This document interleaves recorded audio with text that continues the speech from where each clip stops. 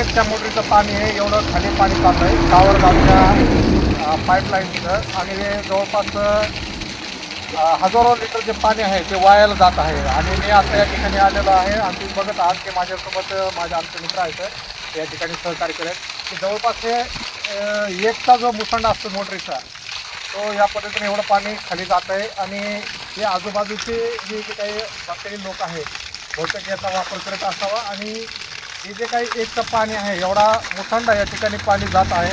एकंदरीत हे वाया चाललेलं पाणी लोकांना पाणी गावामध्ये प्यायला भेटत नाही आणि हे एवढं पाणी वायाला जात आहे. तर याच्याकडे ग्रामसेवकने लक्ष देणं आवश्यक आहे. ग्रामसेवक झोपलेत का असं मला प्रश्न पडलेला आहे. कारण एवढं लोकांना अख्ख्याच्या बीड जिल्ह्यात पाणी प्यायला नाही. मात्र ह्या हवेवर हे जे काय पाहण्याचा जो काही पाईप आहे ते अशा पद्धतीने बऱ्याच ठिकाणी इथे एअरवाल काढलेले आहेत. परंतु एअरवालचा ह्याच्यापेक्षाही जे काय पाईप जो मोठा आहे तो या ठिकाणी लावण्यात आलेला आहे.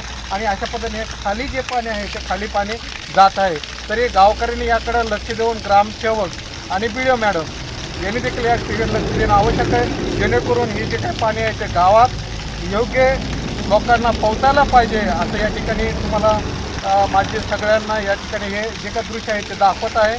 एकंदरीत आपण हे जे काही असं या ठिकाणी एवढं मोठं पाणी जे आहे तर बघत आहात की हे पाण्याचा जो पण लोट आहे म्हणजे हे टँकर भरायला किती तास लागले म्हणजे 3 तास.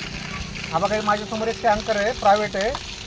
त्यांनी घरतो विटावले तर त्यांना मात्र एक गरज होती म्हणून त्यांनी या ठिकाणी टँकर लावलेलं आहे आणि ते आता भरत आहेत. पण त्यांना ह्या पाईपने त्यांना निदान 2 तास लागले म्हणजे एवढं पाणी स्पीडने खाली चाललेलं आहे वाया चाललेलं आहे. वाया चाललेलं पाणी त्याने वाया